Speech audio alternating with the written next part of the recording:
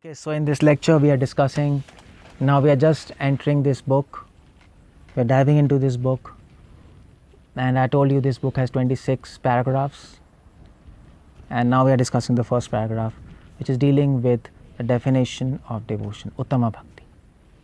And Rasamrita Thakur directly takes a verse from Rupa Goswami, Anya-vilashita shunyam jnana karmadi anavritam anukulyena krishnanushilanam bhaktiruttama. And he comments on that. Now, if you read his commentary on that, it's a small commentary. He makes very important points there. Now, the first point, which I've already mentioned in the previous lectures, but it's worth repeating, is when he actually comments on this verse, he says Anya Vilash Gyan Karmadi Rahitam Krishna Uddeshya Anukulyena, Krishna Uddeshya Anukul Kay Mano Vacho Vritti Kriya Sa Bhakti. So he anyway, the point here is, note that he uses the word Kriya Sa Bhakti, and that's his realization. Rupa Goswami says Anukulena Krishnanu Shilanam. Shilanam means activities, of course. Devotion means activities, but he uses his simple word Kriya. Well, okay, Kriya means activities. Yeah, do something. That's all. Practically, do something. That's his realization, and he comments this right in the beginning. And by this statement, he just smashes Sahijyas, all these sentimental people who are just weeping and doing nothing and sitting in Vrindavan. He says, do something. Bhakti Saraswati Thakur, he had a disciple, Bhakti Rasamrita Sridhar Maharaj, and he asked him to go to Delhi and open a mutt, temple. And Bhakti Sridhar Maharaj, he wrote a letter to Bhakti Siddhanta. See, I am very busy here, I am doing management, I have to buy food, cook food, because there was shortage of manpower, then meet guests and this and that. And he said, that's okay. But he said, I need help. So he said, there is one more disciple of yours in Vrindavan who is chanting 1 lakh names daily. Can't I ask him to come into Delhi and help? But I am asking you this because I feel whether I am doing justice by calling him from Vrindavan to Delhi and engaging him in buying foods and doing management. Anyway, he's chanting 1 lakh rounds. It's nice. So Bhakti Siddhanta wrote back to him. He said, if you will be able to call him from Vrindavan to Delhi for doing all this kind of stuff, you'll do a lot of favor on him. He said, because counting the beads, he didn't say chanting, counting the beads is not devotion. That's what he said. And there's the same spirit, Kriya Sa Bhakti, do something for Krishna. You see, I told you, Bhakti Siddhanta, Bhaktivinoda Thakur Prabhupada, they took the spirit of Goswamis and practically applied that. All others, they read it, but they are not able to practically apply it. They are thinking Kriya here, action. Rasamrita Thakur is saying Kriya Sa Bhakti, okay, do something for Krishna. So what do? Chant 1 lakh names. That's also Kriya. But Bhakti Siddhanta said, no, that's not Kriya. Kriya means practical activity. The word Kriya means practical activities with some goal in mind. So they interpreted Kriya as preaching mission, doing something for Krishna. Sadhana is for yourself. Chanting and reading is for your own elevation. But here they are saying, do something for Krishna. What's Krishna's mission? Dharma sanstapna arthaya sambhavami yoge. Krishna's mission is to deliver his fallen souls. When if you want to do something for him, you have to help him in his mission. Your own sadhana recharges your battery. But then you have to use a battery to light the bulbs, otherwise what's the use of charging battery? You see, it's a different kind of understanding of Bhakti Vinod Bhakti Siddhanta and Srila Prabhupada, of the same words. And that's why I told this book has to be read in association of devotees who understand, who have read Prabhupada's books, Bhakti Siddhanta, Bhakti Vinod Thakur, and they can see through that lens. Okay, second point is So I told you, Vishnu Thakur, he presents this book in a very nice way. The style of presentation is very nice. I mean to say, besides the language, he uses Sanskrit language. So when he says, okay, Rupa Goswami says this definition, Anyavilashita Shunyam Gyan Karmadhyam Navritam Anukulena Krishna Anushilyanam Bhaktiruttama. So he says, you note in this definition, there are two things. He divides everything into two. And if you can understand this formula of two, number 2, you can understand this verse. You can understand what's devotion. And if you read his commentary on this verse, he again uses this verse dvidha. Dvidha means two. He uses his word dvaya. Dvaya means two. He again uses this. At least 2 times he uses this word two. That's his presentation. So what he says, bhakti, definition of bhakti has 2 components. Bhakti and uttama. You see, bhakti and uttama. And then he says to actually, so what is bhakti? Again it has 2 components, anukulyena and anushilanam. So anukulyena is then divided into 2, positive example and negative example. So positive example is of Yashodama, where Yashodama is trying to serve Krishna by boiling the milk for him. And Krishna was lying on her lap. He was very happy. He was smiling and he was pleased with Yashodama. But when Yashodama saw that the milk was about to overflow because it was boiling, she kept the baby Krishna down on the floor and she went to save the milk. And as soon as she kept the baby Krishna down on the floor, he started weeping. So it seems that Krishna is displeased. But the whole activity of Yashodama is for pleasing Krishna because she was boiling the milk for Krishna. So her attitude was favorable, anukul, to please Krishna. So this is taken an example of bhakti. Because ultimately Krishna is crying temporarily and when she'll bring the milk after boiling, when she'll feed the milk, Krishna will be happy. Krishna is happy inside. Now, and then you have the next division of anukulyena is negative example, where Krishna is fighting with Chanur Mushtik in the arena of Kamsa, and Chanur and Mushtik fighting. Krishna was becoming very pleased. He was enjoying the fight. But because Chanur and Mushtik were not having a favorable attitude for Krishna, they wanted to kill him. So that's why this is not bhakti, although it seems devotion because Krishna is getting pleased. But because Chanur and Mushtik didn't want to please Krishna, their whole attitude was unfavorable. They wanted to kill him. So this is not devotion. So this is positive example, negative example. And then Anushilanam is again divided into 2, Cheshta Rupa and Bhav Rupa. Now the difference between Cheshta Rupa and Bhav Rupa is, in Cheshta Rupa, the person serves. Now remember, Anushilanam means doing something for Krishna. So in Cheshta Rupa, devotee is doing something for Krishna out of desire to serve him. This is what desire to serve is very important. How does the devotee get the desire to serve Krishna? By reading scriptures, by following Guru, by taking advice from saints, and that's why he wants to serve Krishna. This is Cheshta Rupa. Cheshta means desire. And then Bhav Rupa means the devotee doesn't only have a desire, but he also have emotions now mixed with desire. This is very important there. In Bhav Rupa, the devotee is intimately connected with Krishna through emotions.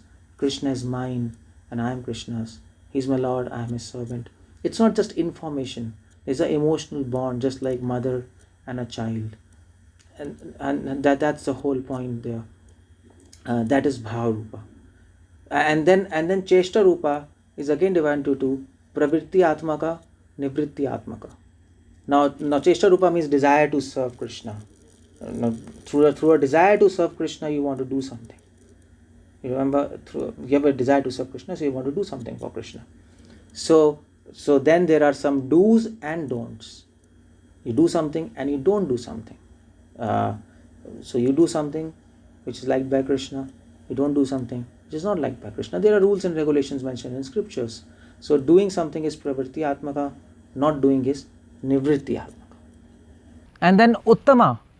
The second component of this definition, Uttama. Uttama again has two components. To actually perfect, Uttama means topmost. To actually make Uttama as Uttama, to make bhakti topmost, again two components. Gyan karma adhyanavritam first, and anya vilashta shunyam. And anya vilashta shunyam again has two components. One is anya vilash and one is ta. And Gyan Karma Anavritam again has two components, Gyan and Karma. You see two. So I'll explain all this. But the idea I just wanted to put in you, put it in front of you, that it's all two. You see the mode of presentation, it's so nice. So what does Vishwanath Thakur says? What is bhakti? Two components, Anukulena, Anushilanam. Bhakti Anushilanam means, So what is bhakti? Anushilanam. Anushilanam means do something for Krishna, for his pleasure. That's the whole idea. For his pleasure. Shilana means doing, Anu means for his pleasure, under the guidance of devotees and Guru. You get trained to do something in a way so that he gets pleased. But the whole problem in this, is this definition complete? No.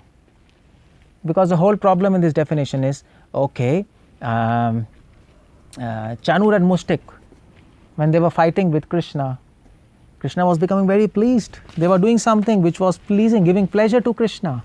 So are they devotees? Nonsense, they are demons. And another point is, when Yashodama, she was boiling the milk, Krishna was on her lap.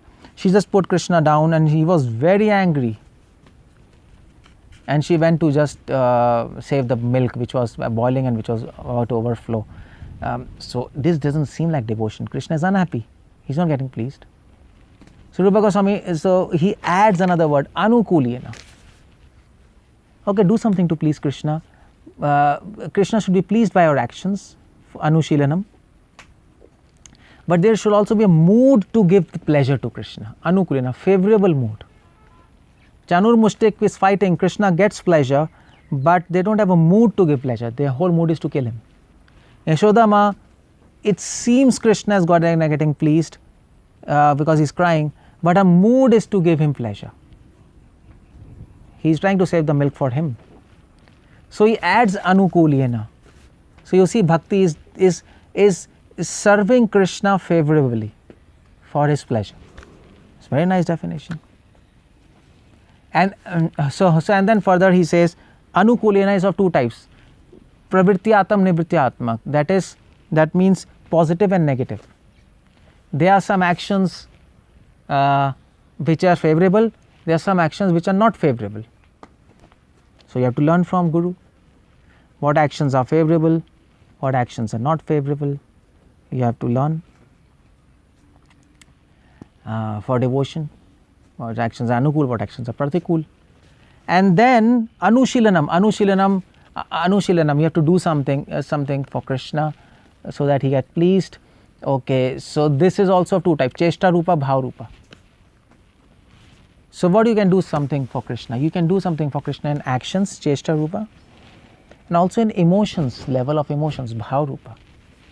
Isn't it so? A person is made of emotions and actions, both.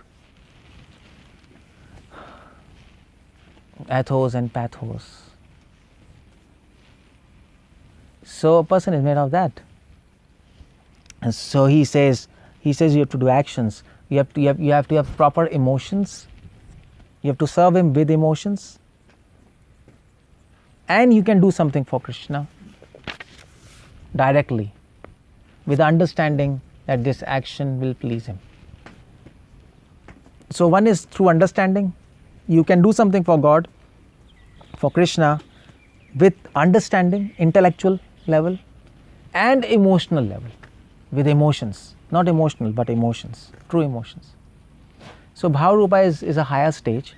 In Cheshta Rupa, when he says so you can do something in activities to please Krishna with the understanding, it also has two components, Sadhana Rupa and Karya Rupa. So so I want to do something for Krishna, I want to serve him through my actions, through my body and through words. So it can be Sadhana Rupa. Sadhana Rupa means those actions, you're doing actions with understanding to attain your goal of love of God, of actually love of God, actually bhava or raga, attraction for Krishna. You're doing actions with a goal in mind.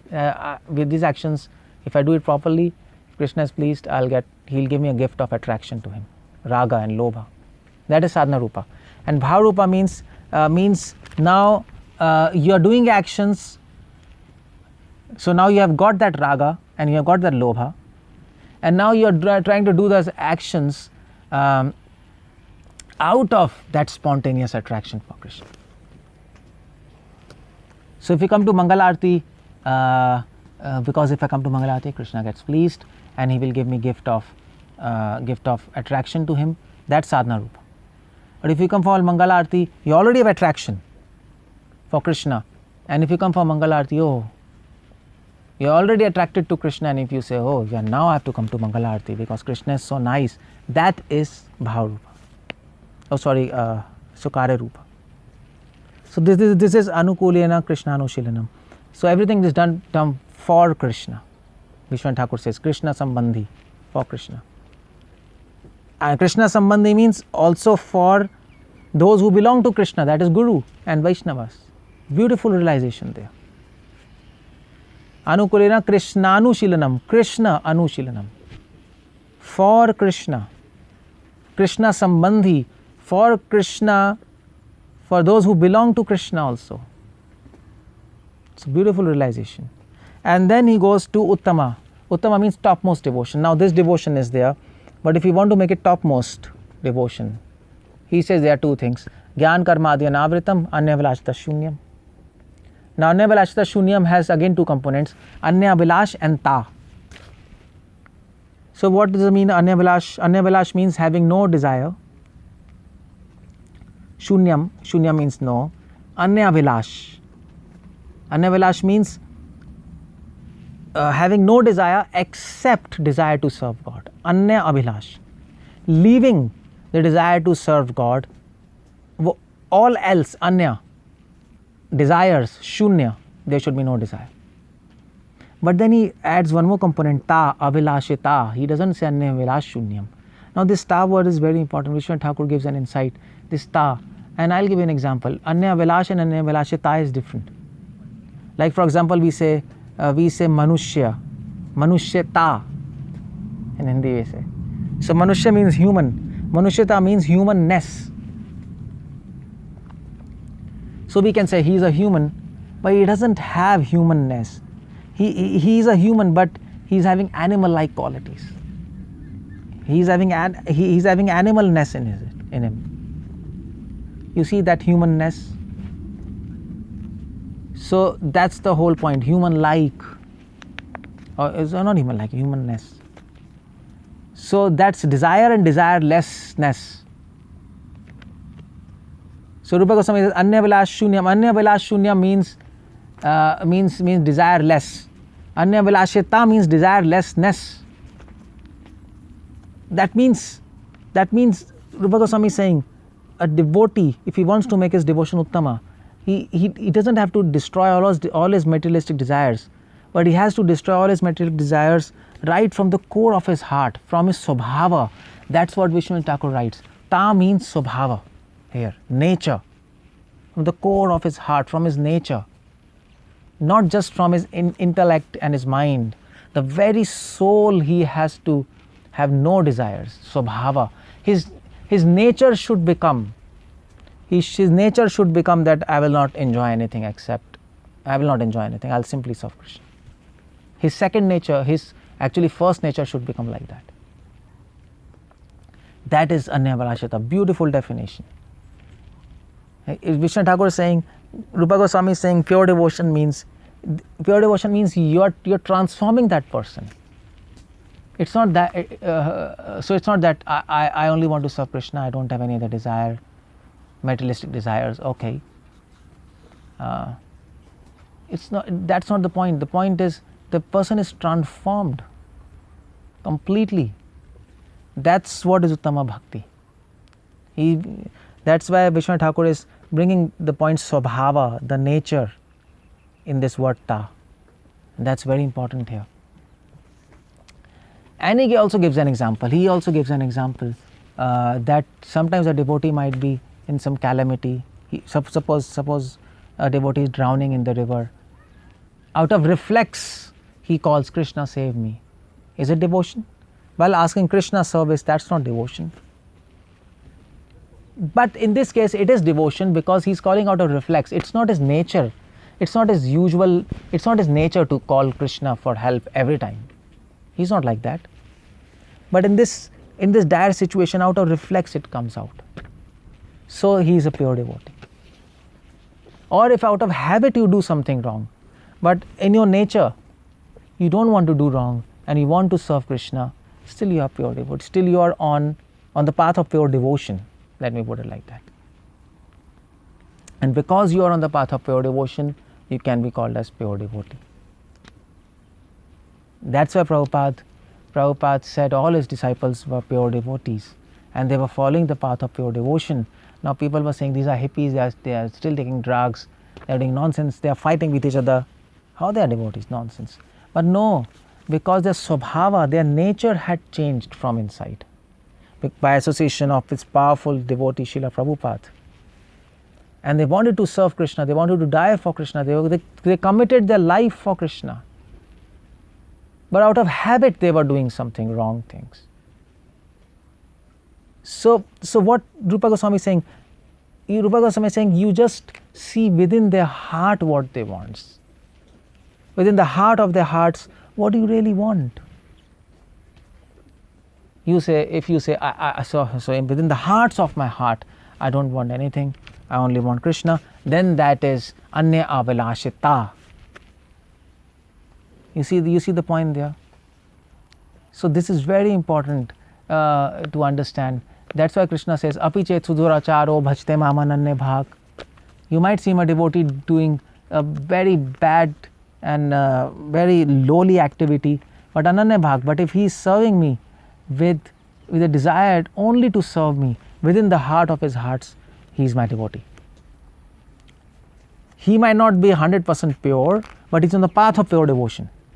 He might not be pure devotee in a very literal sense like Prahlad Maharaj or Prabhupada or Ambarish Maharaj, but because he is in the path of pure devotion, he very soon become pure devotee, and that's why he is also be called as pure devotee. I call him as pure devotee, sadhu. You see the point there? That's why this component ta is very important. And then he says uttama bhakti jnana karma adi anavritam. Again two components, it has jnana and karma. Devotion should not be covered by jnana and karma. Now here jnana is referred to as jnana of impersonalists, whose aim is mukti. And karma is referred to as karma of karma kandis, whose aim is heaven and fruitive activities. This kind of jnana karma, that should not be there in pure devotion. Devotee doesn't want liberation and impersonal revelation or maybe fruitive activities. He doesn't want that. He doesn't want that. So he says jnana karma adi anavritam. But Vishnu Thakur says, well, but we want knowledge related to God. That kind of jnana is not referred here. Or karma, but we want to do something for Krishna. That kind of karma is not mentioned here. So jnana karma adi anavritam. So then it becomes uttama. So iti bhakti uttama. Vishnu Thakur gives so beautiful insights into this definition. And now next lecture we will go in more details. In more lectures we will discuss what is the nature of devotion, how many types of devotion is there, what is Vaidhi, Raganuga, Bhakti, and very intricate points there where we generally tend to get confused, and we will get a very good insight into the process, into the ocean of devotion or the nectar of devotion. Hare Krishna, Srila Prabhupada ki jai.